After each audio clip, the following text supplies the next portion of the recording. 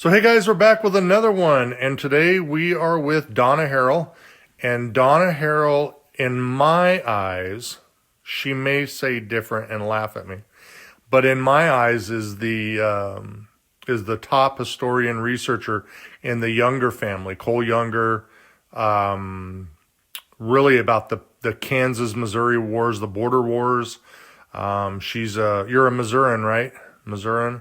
Yes. Yep. And she's one of the top researchers. She doesn't have any books out, but you can find her interviews here on Cochise County Travels, as well as the Wild West History Association. And she's a speaker, and she's all over Arizona, discussing the Cole Younger family, the Youngers, Jesse James. And this is her second time back, and welcome back. Of course, Donna and I want to remind you to become a subscriber to the Tombstone Epitaph. That's Arizona's longest running newspaper. You can get a yearly subscription at $25, or just do a 3-year subscription at $60 and save $15. And then you get the paper delivered right to your door on a monthly basis. And it's a newspaper. So it's like holding Tombstone and Western history and the Earps and Doc Holly like right in your hand, because it gets delivered to your door, and it's fantastic. And Mark Boardman and the staff over there at the Epitaph do a great job, and you can find that at tombstoneepitaph.com. Also want to thank all the folks, everybody, including Donna, who's a board member at the Wild West History Association. I urge you to join that. It is $75 a year. And there are savings if you continue to go up. But the big thing is about the journal, or the Western History Association, is the journal. And I think it was Pam Potter, and it might have been Donna, who said it's a book. Like if you look at the journal and say, oh, $75 is a lot to join a group, you get the book, you get the journal, which is 100 plus pages of completely research history. No junk ads, no cosmetics, no televisions, no trip ads, none of that stuff. It's just straight research history. It's 100 plus pages, and you're actually getting a book. So you're basically getting a book for less than $20. It comes out 4 times a year. Plus you get all the other benefits of being able to connect with researchers and historians. And almost all of the people that have been on my podcast have all been from being a Wild West History member, and then we connected, and then here we are a year later with almost 30 hours of Western history on my podcast. So if you want to join, you can do so at thewildwesthistory.org. And of course, coming up in July is the Roundup at Rapid City. We're going to be taking trips on a bus over to Deadwood and Mount Moriah Cemetery and Rushmore. And oh my gosh, it's crazy what's going to be going on. It is 3 days of Western History Conference. And gosh, you can do that. But if you go to the website at wildwesthistory.org, you can find more information there, and you can join, and you can come to Rapid City. We'd love to see you. I'd love to see you.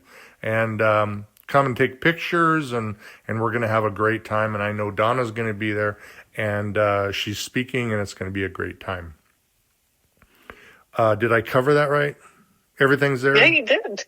Okay. You're very thorough. Very thorough. Sometimes Donna will add stuff like, you're not thorough enough. That's not true. That is true, actually.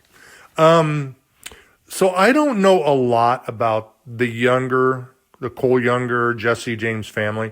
We started off on the last time we did an interview, which was the beginning of this year, I think, January 2022. And we spoke a little bit about her family history. We spoke about Tombstone. Oh my gosh, all sorts of stuff. So go back and listen to that one. Dining in Tombstone, the type of foods they had, cuisine. And then we started talking about her family history. And she is a relative, actually a direct descendant of the Youngers, correct? The Youngers? Correct. And she's really the one that knows all about it, including the Missouri-Kansas wars, Quantrell's Raiders. I did some reading, Camp Jackson Massacre, the Battle of Boonville. I mean, she's got all of this, and I don't even want to try to even interject and say that I know everything about it because I don't. So welcome, Donna. Welcome. Thank you for coming back. Well, thanks, Mike. It's good to be back and good to share history on your awesome Cochise County Travels website and your podcasts. It's a lot of good information, a lot of good interviews out there. She's just saying that because she said when we come to Rapid City, like you owe me, like I don't know, dinner. Like you're gonna have to buy dinner for my husband and I, and I'm like, oh, okay, or you're gonna have to clean. You're gonna have to do all the laundry because we're gonna be there for 3 days, so you're gonna have to do the laundry. That may be the deal you have with some of the other folks, but oh, she says that. That's not true. So you're a direct descendant of the Younger family, and you've done a lot of research because the Younger family, the Youngers, were really a product of the Civil War. But I was surprised in the fact that you mentioned, and if I got it wrong, please correct me as always, that their family was well-to-do. Very, yes. And so can you go through that what we spoke about yesterday in the pre-interview, how the Youngers go from a well-to-do family to members of Quantrell's Raiders? Well, it's a very interesting story. And as you say, they were a wealthy family. Their father was Henry Washington Younger, known as Harry, and his father was a pioneer from Kentucky that went into Missouri in like 1809. Eventually he moved his family to Missouri back in about the time that it became a state in 1812. And when Harry grew up, like his own father, he was a big landowner. He bought lots of land in Jackson County around what's now Lee's Summit. And then he also owned a lot of land in Cass County, which is kind of adjacent to Jackson. And he had a lot of land around Harrisonville. Harry Younger had businesses. He had livery stables where he had some of the finest horses that you could get around. He would kind of import them from Kentucky.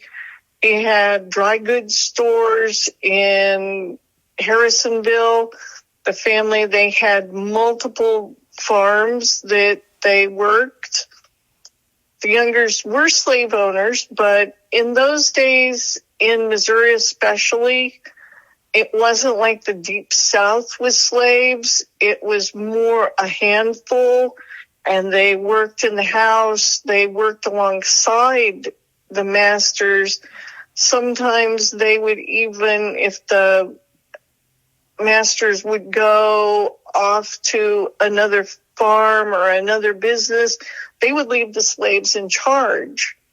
And so it was a little bit different, and slavery and bad, but it was a different lifestyle for them.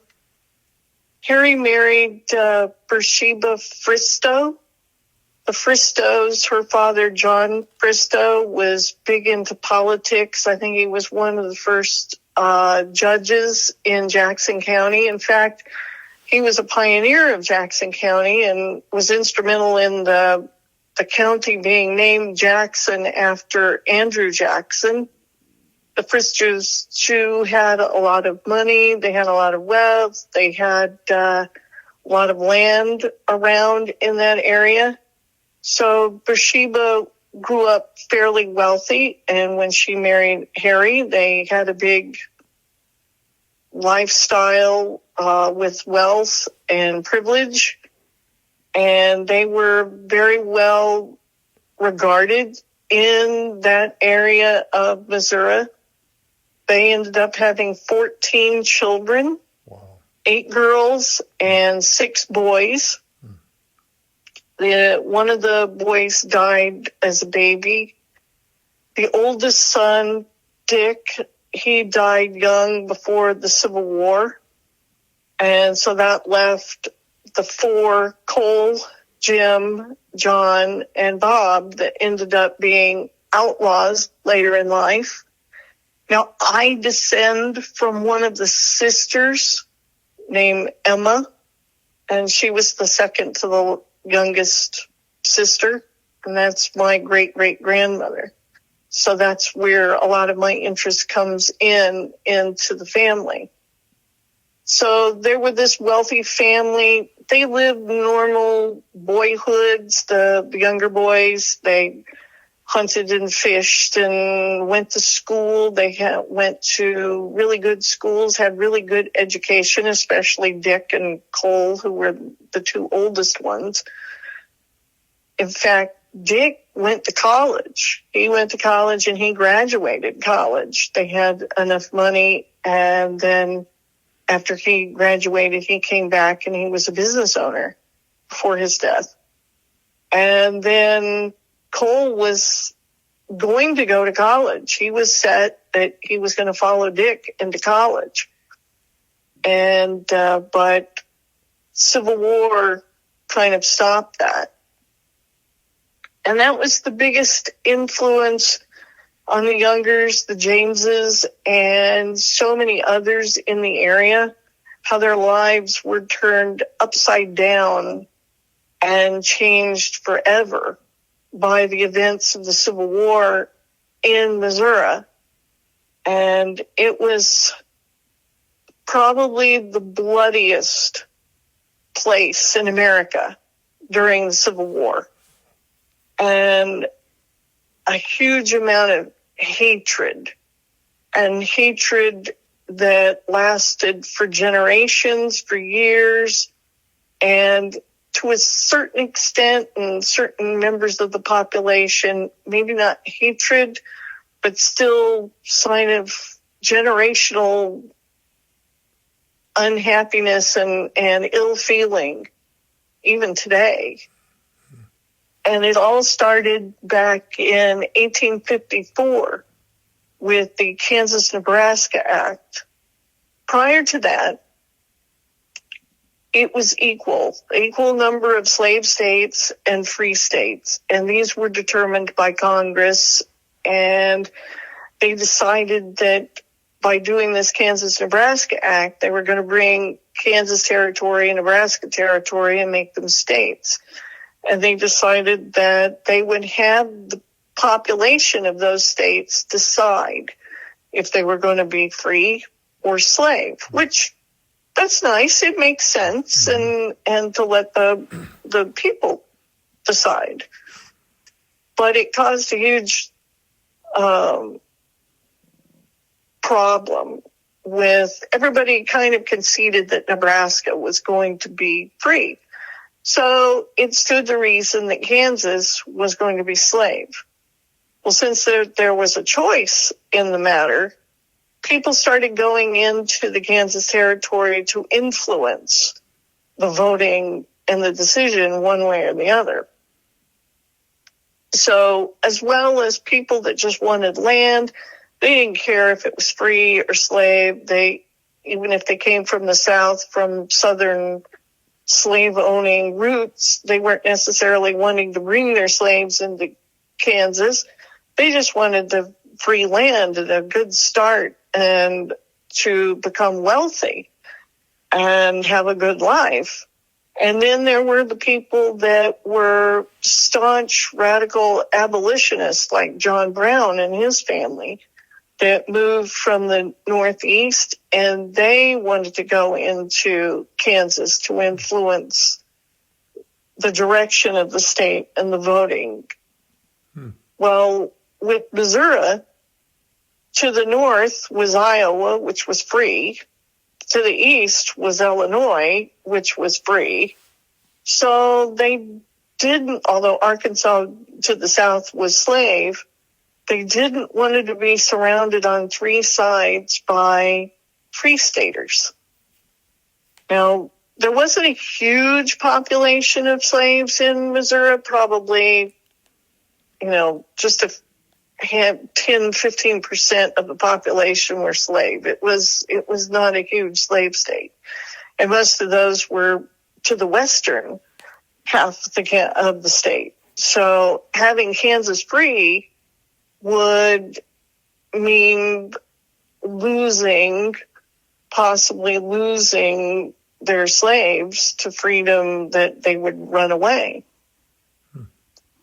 But all of this is happening and there were skirmishes that were going on and conflicts that were going on that was starting to mold the younger boys, correct?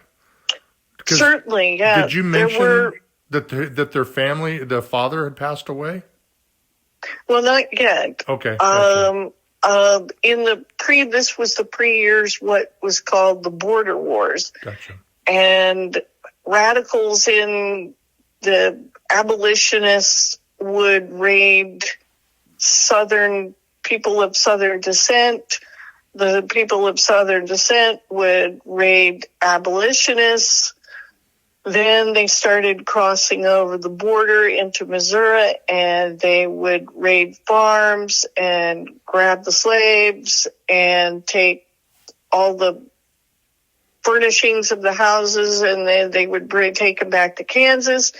Then what were called Missouri ruffians would cross the border into the Kansas territory to retaliate and try to steal it back or get it back. And there were all kinds of skirmishes.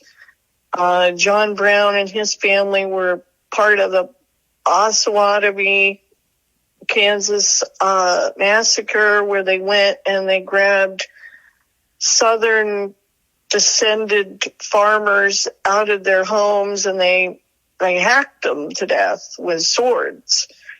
And there was just stuff going on back and forth. Now the Youngers, Harry Younger was what was called a constitutional unionist. And there were people that were rabid for slavery and for free states' rights. Then there were the abolitionists that were in favor of the federal government, and then there were the people in between.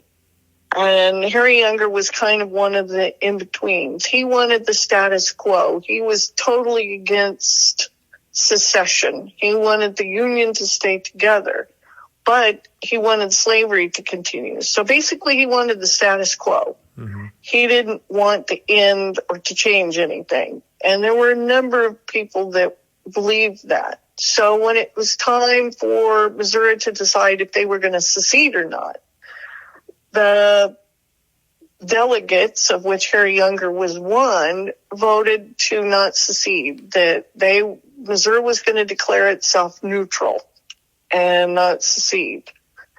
So in 1861, they decided that. Kansas did become a state. It became a free state.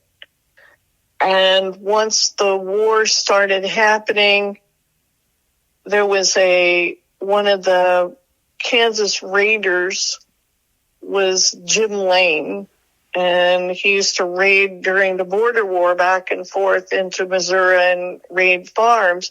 He was given a commission by President Lincoln to start a regiment. Well, then there was another group under a man named Charles Jensen, and they were called Jensen's Jayhawkers. And Jensen... I got to stop you. What is a Jayhawker? For those that don't know, explain that, would you please? A Jayhawker is... you've got a blue jay, mm-hmm. and a blue jay steals from other people's nests or other birds' nests. And then you've got a hawk who is kind of a predator. So it's a made-up term, I think probably made by Missourians, that they were Jayhawkers. because they would go into Missouri from Kansas, and then they would leave Kansas and they go into Missouri, and they would steal from farms. They would steal the slaves, the cattle, the furnishings, pianos, clothes. They would steal everything in a house, and then they would take it back to Kansas, and they would put all this booty into warehouses, and then they would have auctions and auction off all this stuff. So they were called Jayhawkers. And if you've seen a lot of some of the movies, they'll also talk about red legs. Well, Jim Lane's group, the men wore red leggings from like their knees to, the top of their boots, and these red leggings. And that's why they would be called red legs. And so they would raid into Missouri and steal everything that wasn't nailed down and burn farms. Harry Younger, they were living in, Youngers were living in Harrisonville. And Harrisonville was attacked in 1861. And his livery stable was stolen. All the horses were taken. All the stuff in there was taken. Dry goods store things were taken. Homes were burned. There were so much going on in other places in Missouri. The city of Osceola was destroyed. Dozens of residents were killed by the Redlegs and the Jayhawkers that came in. But they were part of Lane's brigade, correct? Yes. And their goal was to wipe it off the map. And luckily they didn't, because I've looked at pictures of the town. It's a beautiful town. But at the time, that was their goal, correct? Right. That's true. Well, see, in Missouri had voted not to secede, but they didn't want any Union troops in the state.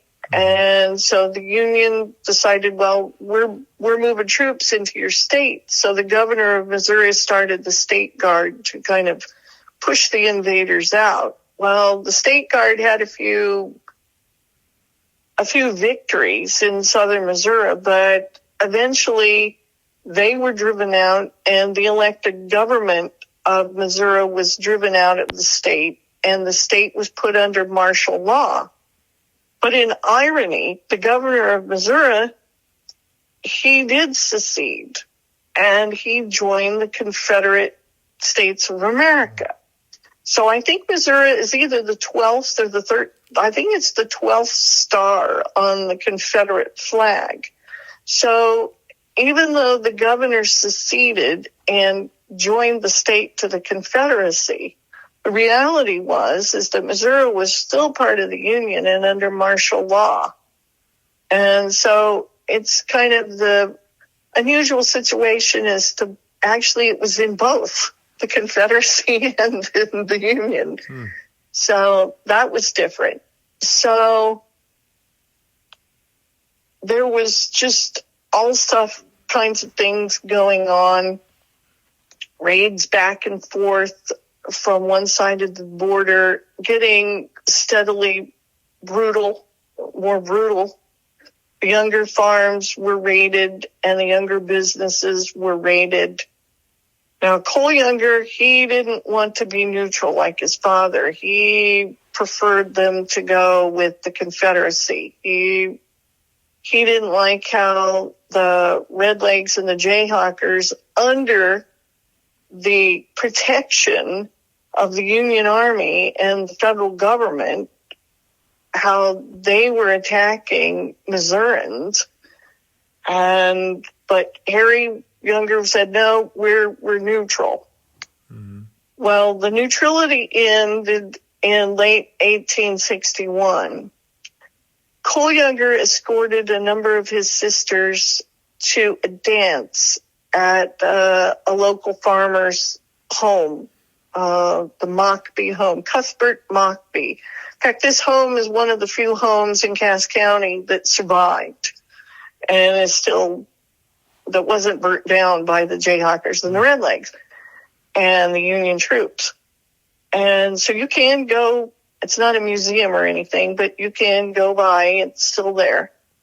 And so the Mockbees held a dance. Well, some Union militia soldiers came in and started to get a little too friendly with some of the ladies, including some of the younger girls. One of the girls went and complained to Cole that there was this captain that was bothering her and wouldn't leave her alone. So an argument and a fight ensued.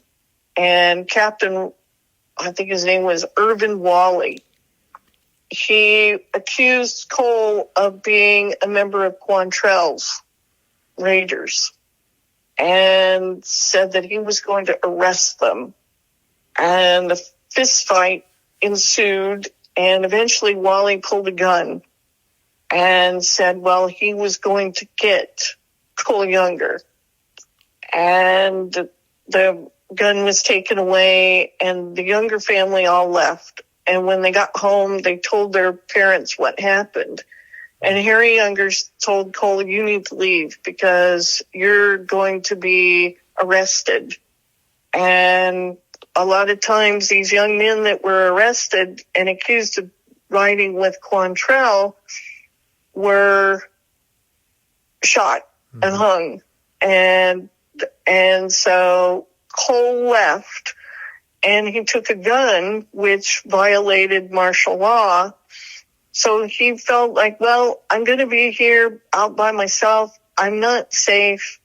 So he went and found his brother-in-law, John Jarrett, who actually was riding with Quantrell. Mm-hmm. And Cole ended up joining Quantrell. And for those that, a little background on Quantrell, he was a man from Ohio. He was a school teacher who moved to Kansas during the 1850s. He started out on the side of the abolitionist groups. He was not with Lane or Jensen, but he was with some of the other abolitionist groups. He, for whatever reason, some say he just had a change of heart on what side he thought was right, versus he was a very ambitious man and he wanted to make a name for himself and not just be the school teacher.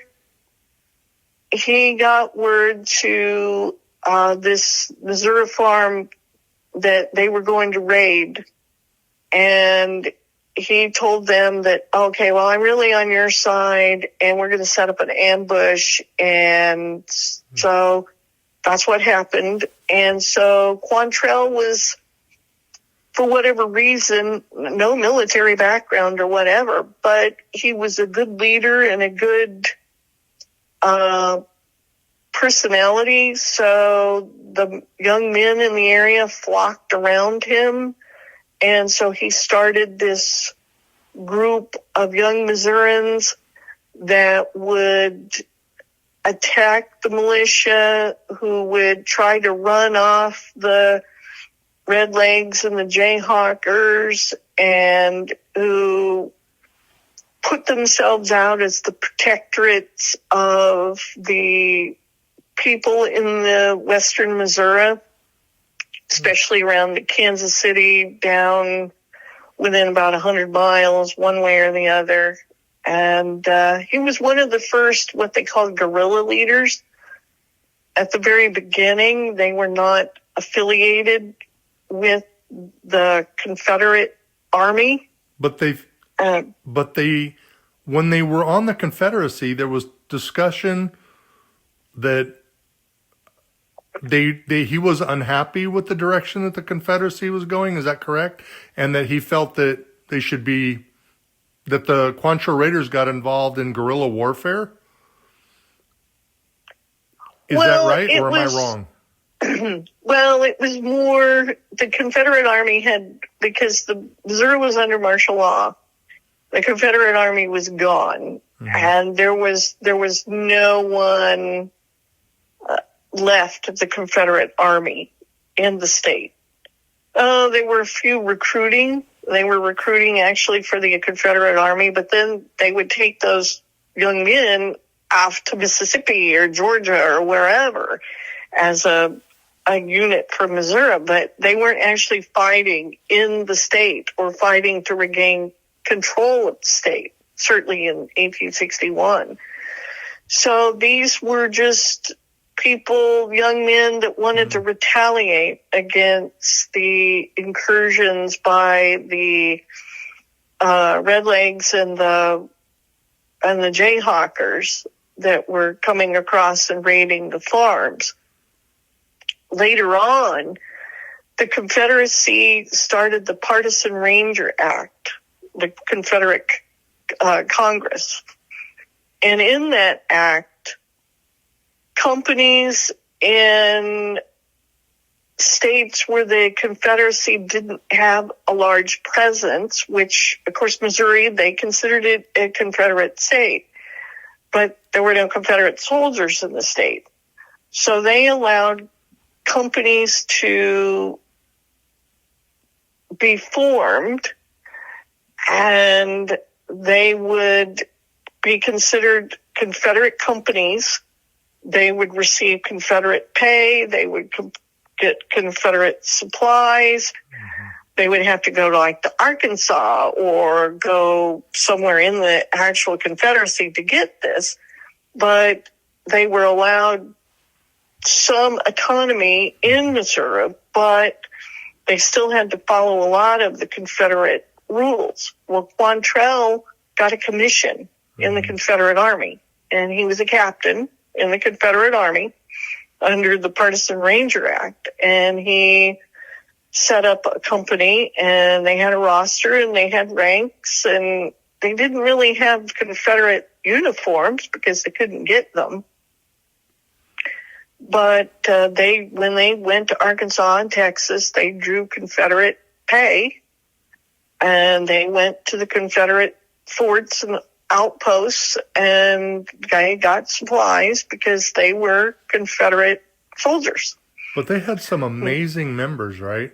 Like there was Bloody Bill Anderson, Jesse James, correct? Later on in the war, yeah. The Youngers later on. And it was all led by, his name was actually William Clark Quantrell. And, correct. And they were really attracted to him. I mean, not physically, but to what he was doing, correct? Like they wanted to be a part of it. Very much so. They wanted to retaliate. I mean, there was no other way that they could protect their state, protect their homes, their cities, was to join groups like this. And they were very loose associations. So there were farmers, and you would just, okay, well, I've got a free day, and Quantrell's in the area, and they would go and join and raid for a day or do this engagement. But Quantrell was the largest of the guerrilla bands. But there were others. In fact, Bloody Bill Anderson, you mentioned, he had his own group. And a lot of times, there was George Todd had a group. There was a guy in southern Missouri, Samuel Hildebrand, had a fair-sized group down around Cape Girardeau in the south east corner of the state. So a lot of times they would decide to have a big raid, and they would need more than the 20, 30 guys that they had with them. And they would get together, some of the other groups would join together, and they would do a raid. One time, they raided Independence, and they had a battle in Independence, and they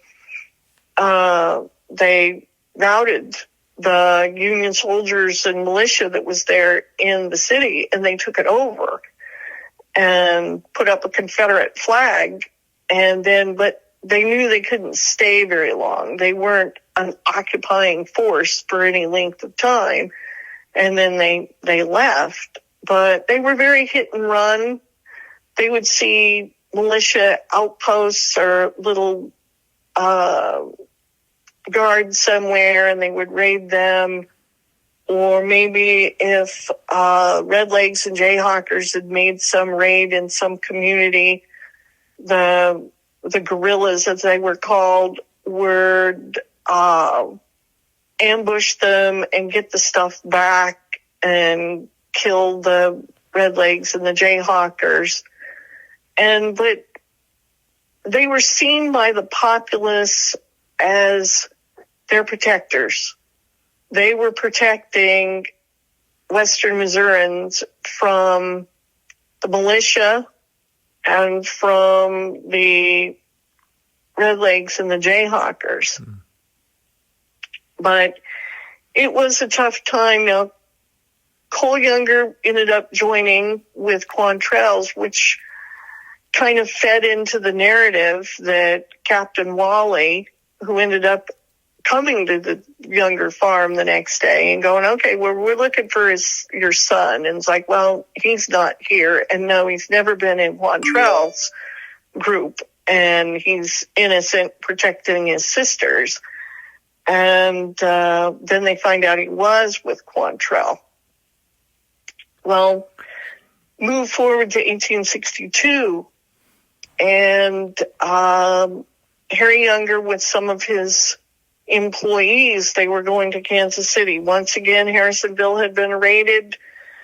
He'd lost all his stock. He'd lost his stuff in his dry goods store to marauding Redlegs and Jayhawkers.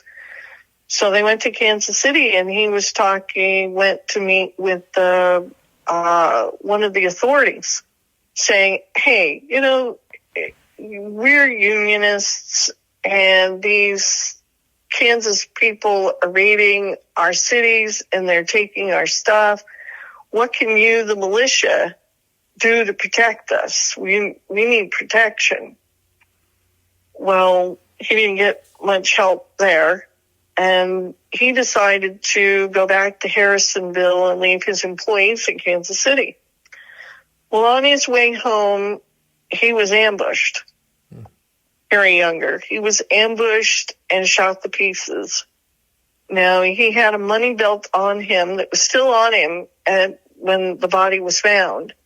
So it wasn't a robbery. And later, it's in the Union records of dispatches that it was believed that Captain Wally and his men had ambushed Harry Younger and killed him. And Wally was under arrest with his men, and they were going to do a trial, but it didn't happen. Now, Harry Younger... I'm sorry, go ahead. He was taken back to the family and buried somewhere either on the farm or somewhere on Younger property, which eventually became what's in Harrisonville, Orient Cemetery. Mm-hmm. If you go to Orient Cemetery, a memorial tombstone, a marker was put in next to Harry's father, Charles Younger. Mm. But Harry is not buried at that spot. It's to this day unknown where Harry Younger is buried. Gotcha. But did that rock the Younger family? Because Mark Boardman, in his very first interview, we were talking about, death in during that period, a violent death, how it rocks a whole family and it changes generations. Did it really rock the Younger family? Very much so. You had to realize, one, they were in the middle of a war. They'd been killed by Union soldiers. It was an area where they were under Union martial law. Harry was killed by Union soldiers. Their farms and their businesses were constantly being raided by Jayhawkers, redlegs, who had the protection of the Union Army. So they were losing a lot of their wealth. There were some minor children that were, I guess the youngest was about 8 or 9, and there were some young children. Back in those days, too, it was women didn't have a lot of rights to their wealth. There were executors to the estate because Harry had no will. And so Bathsheba Younger had to apply to the court to get money from the estate so she could, raise her family and keep her farm. Cole Younger, who had already joined with Quantrell's, now had another personal reason to hate the Union and anyone that was involved with the Union, much like others that were with Quantrell's that had lost fathers or brothers, or their farms had been destroyed, or their whole livelihoods and lives destroyed during the Border War, or even the first year or two of the Civil War. So it brought a lot of hatred and a lot of sorrow. Again, they were not alone, very much not alone. Mm-hmm. But it didn't help. Right. And then later, as the war went on, Bathsheba and her young family were burned out of 3 or 4 homes. Mm-hmm. And they would move and go to a different place, and then they would show up and they would burn that one. And again, not unusual for the day, but things very much escalated. Sometime in 1862 or 1863, a young, tall, quiet man joined Quantrell's group and became friends with Cole Younger, and his name was Frank James. And it became a lifelong friendship till the day that Frank James died. And by 1863, things had gotten worse in the area. The militia and the powers that be in Missouri, they had no way of figuring out how to get rid of this growing band of guerrillas, and that were hitting and running and finally deciding to cross the border into Kansas, just a little into the border, and retaliating.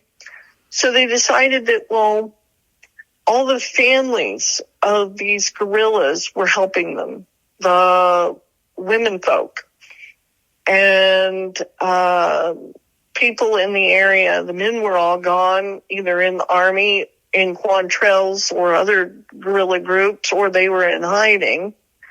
So the women were helping. They were going and getting firearms and black market firearms and getting information. They were spying and giving information to their guerrilla relatives.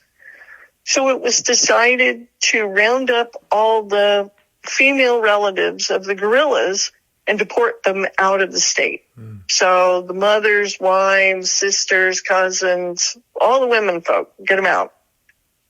Mm. So they would arrest these women and put them in prisons, makeshift prisons or jails.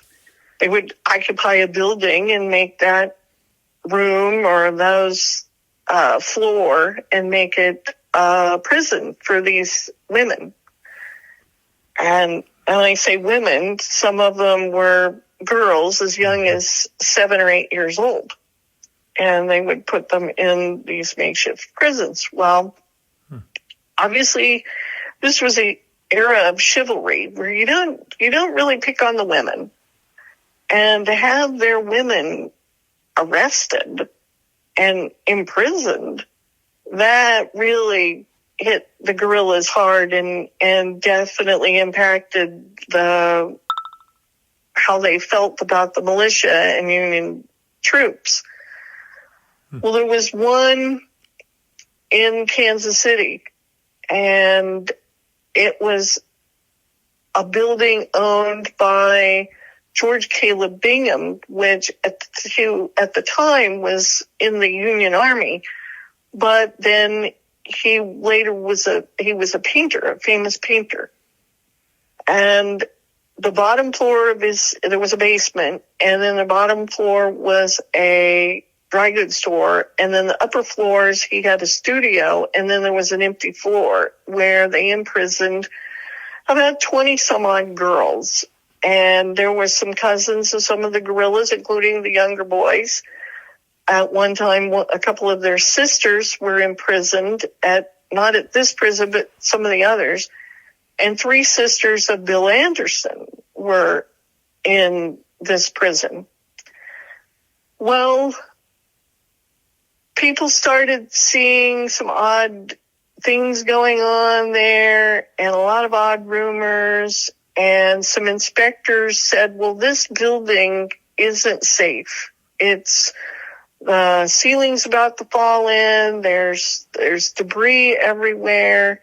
The girls were complaining about weird noises and lots of noises. And the Union soldiers started not wanting to be in the building because they were also hearing things going on that made them worry. And the dry goods store owner pulled all of his stuff out of the bottom floor. Well, one day the building collapsed. And they blamed it on the Union, didn't they? Sorry? They blamed it on the Union? Well, yes. It was found that this was a building where the supports were connected to the next building, and there were supports in the basement for the building, and investigators found that some of the supports had been taken out. And it was believed, rumors in town, stories in town in Kansas City, that the Union soldiers had engineered the collapse of the building. It's not something that's been proved, but it definitely was the big story. A number of the girls were killed, including one of the sisters of Bill Anderson. One of the other sisters was crippled for life. There were other girls that were crippled for life. And these were not even teenagers. They were preteen girls. And obviously that inflamed the guerrillas, especially Bill Anderson. They were furious. They lost family members, and they were angry. They were done. Quantrell had this idea for some time that he wanted to raid Lawrence. Lawrence was the home of Jim Lane. It was the home of Charles Jensen, and it was kind of the headquarters of all the Jayhawkers and Redlegs. A lot of the wagon loads of booty from Missouri was taken to Lawrence and auctioned off. So most of the homes in Lawrence were furnished by furniture and clothes and wares that were taken from Missouri. So, but it's quite a ways in Kansas. It's not like right across the border. And people around him had said, this is too dangerous, and we can't agree to going. Well, after the prison collapse, they were ready. Right. And they're like, okay, we're going. And Quantrell sent a couple of men in disguise to spy on the town, on the city, to look around. What people don't realize is that there were some black members of Quantrell's men. and one he sent was John Nolan. And John Nolan could kind of mingle in around Lawrence and get information. And Lawrence, the people of Lawrence kind of felt that, one of these days Quantrell's going to come over here. And they had kind of a civil defense going where they would have drills, and there were rumors that Quantrell and his men were coming. And for whatever strange reason, they decided to have all the guns for all their civil defense people. I'm saying that as a modern term, but they had them in one site. They had them kind of in a kind of one place where all the guns were, and the whole idea was that they would get warning of Quantrell coming, and they would have enough time to get to this place where they would get all their guns out and defend the town. Well, the locals kind of got tired of these nightly drills and false alarms, and they finally decided, Quantrell's not going to come. It's all good. And they let their guard down. Of course, that's when Quantrell came. Well, hold on. He gathered up men from I need to his stop own you. men. Donna. What? We're out of time. Oh. So, before we get into it, I know you're going to come back. We're going to continue this topic. Yeah. And because I do want to get more into Quantrell's Raiders, and the breakup of Quantrell's Raiders I think it was the following year that in 63 where he started to get a little bizarre. People weren't trusting him. His own men weren't trusting him. They started to splinter off into individual groups. There's all of that to talk about. Is there a book, if somebody's listening right now and they were like, God, there's just so much, is there a book that you would recommend that somebody go purchase or find at a library that talks about this? Well, yeah, Quantrell's Raiders books, there's many of them. One I like to recommend, and I like to recommend it because it's a personal story. It's called 3 Years with Quantrell, and it's by John McCorkle. And McCorkle was a member of Quantrell's. And so you get a little bit of a personal account of things that happened and things that happened around. A little bit more of a scholarly book is Quantrell of Missouri by Paul Peterson. Ooh, okay. And actually he did 3. He did Quantrell in Texas and Quantrell in Lawrence. Wow. It almost sounds like a deep dive, all 3 books together is going to...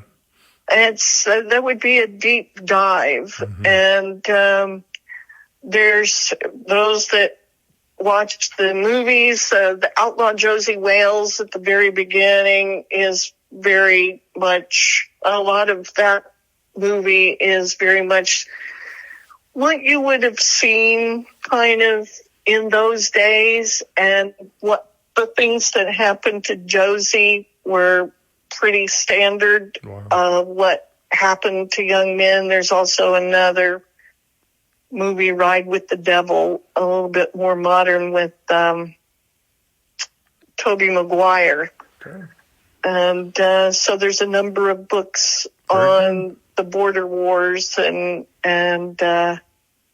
some very interesting stories, definitely. Well, you'll be back, right? And we're not gonna go, 10 months or what is it, 6 months? We won't do 6 months. But again, thanks for Donna. If you want to go back through the podcast, you can find Donna when we did speak in January. I think it was January of this year, 2022, when we spoke about Tombstone, cuisine at Tombstone.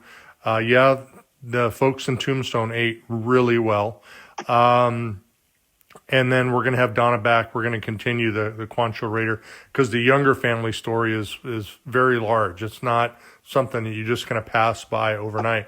And if you can imagine, Donna is on her phone pulling all of this out of her head.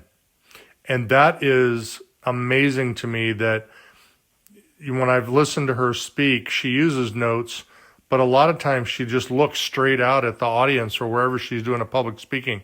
All the information you're hearing is completely from research, years and years and years of research, and it's all in her head. So I thank her for that.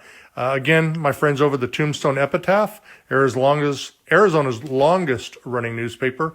You can subscribe at the tombstoneepitaph.com. And both of us, including Donna, like I said, who's a board member, I'm just a peon that when Donna shows up at the meetings, I open the door and make sure that her parking spot's clean. And, I throw rose petals out at the sidewalk when she walks by. Is that true? That's not true. No, you carry in the luggage. Oh, I carry in the luggage. That's right. Luggage. And I do the laundry. You can find Donna and everything that she's doing and all the cool stuff that's going on at wildwesthistory.org. I urge you to join that. It's just a fantastic group. I love being a member. People will say, well, what do you get out of it? Well, I get Donna, and I get John Bosnecker and Gary Roberts, and Bob Bosbell and Marshall Trimble. All of these people that you hear on the podcast is directly from me joining the Wild West History Association. And that is not a lie. If it wasn't for the association, I would not have been able to connect with these amazing people. So I urge you to join, and you can do so at wildwesthistory.org. Until next time, we appreciate you a bunch. I know Donna does as well. And thanks for listening, and safe travels, and we'll see you soon.